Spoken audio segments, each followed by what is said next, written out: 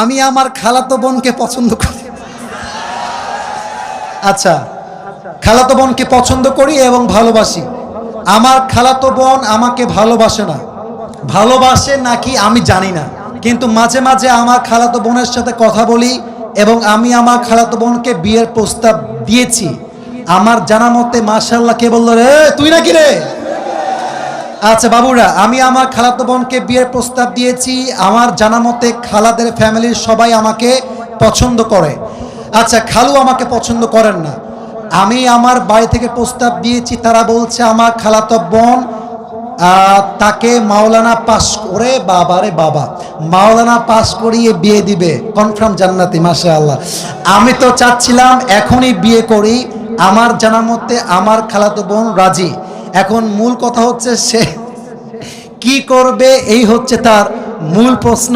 সে আদৌ বিয়ে করবে নাকি করবে না। Even the most interesting matter is সে তার বয়স, ঠিকানা, কয় নাম্বার সন্তান, তার বয়স কত, মেয়ের বয়স কত, 14 গোষ্ঠী লিখে রেখে দিয়েছে এখানে।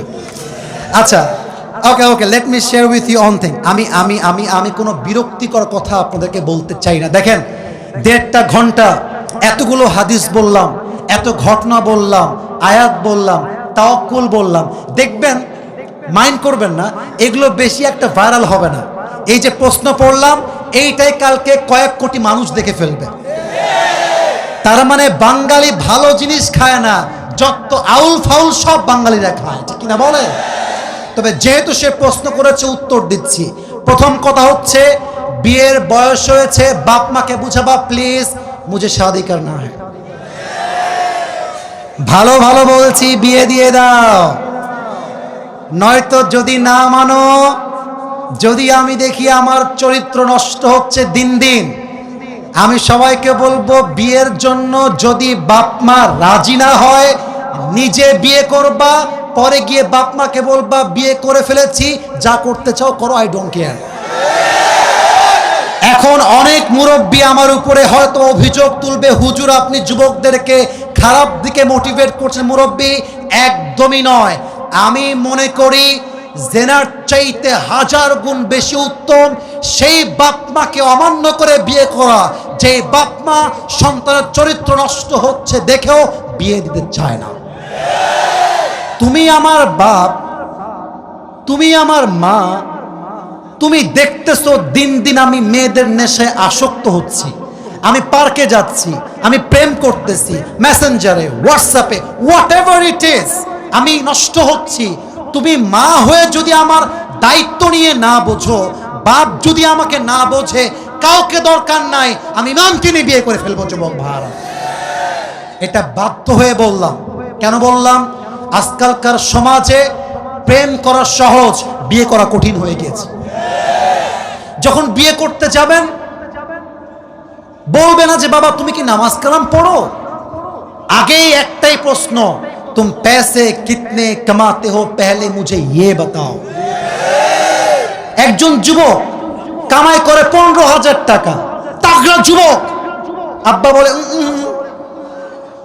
আরেকজন 50,000 টাকা বেতন, মাথায় চুল টুল কিছু নাই, টাকলা। আরে এটাই দরকার আমার যুবক ভাই, আছে না নাই? এক বাপকে যুবক বলছে, আব্বা জান এই মেয়েটাকে কার সঙ্গে বিয়ে দিলেন, इसके सर पे तो बाल नहीं है। तो अब्बा बोलছে बेटा सर पे बाल नहीं है तो क्या हुआ, जेब में माल तो है ना। তার মানে কিছু বাপের কাছে মেয়ের জামাই হিসেবে চরিত্রবান জামাই নয়, টাকাওয়ালা জামাই তাদের জন্য বেস্ট অপশন হয়ে গিয়েছে, ঠিক না বলেন? তো যুবকের জন্য প্রথম কথা, বাবা আগে বাবা মাকে বোঝাও, আব্বা আম্মার দোয়ার মধ্যেই রয়েছে আসল বরকত। আর একটা কথা বলে ফেলি, আমার বোনেরা মাইন্ড করবেন না, এই যুবকরা সবাই সাক্ষী আমার, আমি যুবকদের পক্ষে যেমন কথা বলি, আমি মেয়েদের পক্ষেও তেমন কথা বলি। আমি ভুল বললাম না ঠিক বললাম? বলো বলো বলো। আজকে যেই মেয়েকে দেখে মনে হচ্ছে রাজরানী, কালকে বিয়ে করে বুঝবা ये तो রাজরানী नहीं है, ये तो কাল নাগিনী है। মেয়েদের ভালোবাসা বাঁচতেও সময় লাগে না, রূপ পাল্টাইতেও সময় লাগে না। মেয়েরা আজকে বলবে আই লাভ ইউ, কালকে বলবে আই হেট ইউ। ইভেন আজকালকার মেয়েদের কাছে ভালোবাসার চাইতে, অনেস্টির চাইতে, চরিত্রের চাইতে বেটার অপশন মেয়েদের কাছে বেশি দামি হয়ে গিয়েছে। আজকে বলবে তোমাকে ছাড়া বাঁচবো না, কালকে আরেকজনকে দেখে wow this person is the better person than the first one, আরে এ তো আরো দেখতে সুন্দর, আরে এর তো টাকা আরো বেশি। প্রথম জনকে বলবে জান আমার না বাড়িতে কেউ মানছে না গো। এটার নাম হচ্ছে উপরে সদর ঘা, উপরে ফিটফাট ভেতরে সদর ঘা। অতএব বাবু যাকে বিয়ে করছো একটু ভেবে চিন্তে করো। আজকালকার মেয়েরা বোরকা পরলে কিন্তু দিনদার হয়ে যায় না। যত পার্কে মেয়েরা প্রেম করে বেড়ায় তার 80% মেয়েরা বোরকাওয়ালিরাই প্রেম করে বেড়ায়।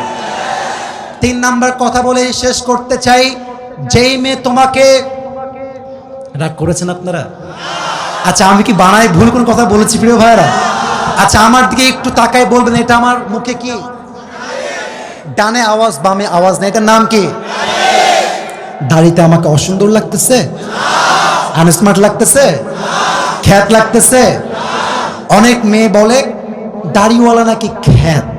আমি একটা কথা বলেই ফেলছি, যাদের দাড়িওয়ালা পছন্দ না এই সমস্ত মেয়েদের জন্য বিটিএস এর হিজড়া ছাড়া পারফেক্ট অপশন আমার কাছে না। আরে যেই মেয়ে আমাকে দাড়ির জন্য বিয়ে করতে চাইবে না, সোজা কথা বুকের দাপট নিয়ে বলবো সে আমার বাড়ির বউ হওয়ার যোগ্যতাই তো রাখে না রাজবাড়ির। যে আমাকে নবীর সুন্নাহ দেখে বিয়ে করবে, welcome in my life, I will be with you forever, I will be there for you no matter what. তুমি আমাকে নবীর জন্য ভালোবাসবা, আল্লাহর জন্য ভালোবাসবা, অ্যাকসেপ্টেড। তুমি আমাকে টাকার জন্য ভালোবাসবা, তোমার মতো মেয়েকে আমি 2 পয়সা পরোয়া করি না যুবক। আল্লাহ প্রত্যেকটা মেয়েকে দিনদার যুবককে বিয়ে করার তৌফিক দান করুক, বলেন সবাই আমিন। আল্লাহ প্রত্যেকটা যুবককে দিনদার খাদিজার মতো মেয়ে পাওয়ার তৌফিক দান করুক, বলেন সবাই আমিন।